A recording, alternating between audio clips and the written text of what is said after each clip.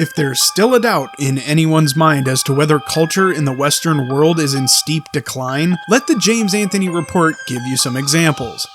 As recently reported by the New York Post, a couple in the UK decided to name their newborn baby Lucifer because, as they put it, it's a nice strong name. When the local register advised them of the negative connotations associated with the name, and that the kid would have a rough go of it in school and in life in general, the couple stated that they weren't religious, and that the name in Greek means lightbringer and morning.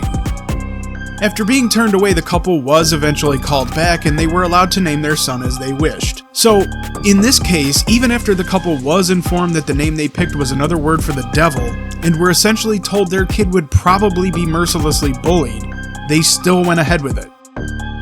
And the fact is, look, a name is a name anymore, and you should be allowed to name your offspring whatever you like. If you're enjoying these videos, be sure to take a moment to like and share it with everyone you know. Subscribe to the James Anthony Report today. It's free and only takes a second. Now back to the report. Come on, man. But 3 quick things come to mind.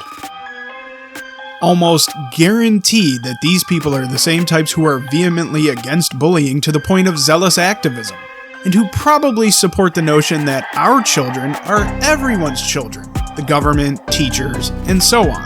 They're probably also going to get a huge wake-up call when the kid starts asking questions and eventually doesn't feel like a Lucifer anymore, and instead wants to become Lucy Fur. Yet another example of the collapse comes in the form of Kirsten Milligan, an OnlyFans quote model who has spent $64,000 to tattoo her eyeballs, put a fork in her tongue, and fang her teeth. Now again, live your life as you see fit, but you're choosing to split the crowd, and when people look at you or cast judgment, remember that point. You did this to yourself, and most likely you did it so people will look at you and assume.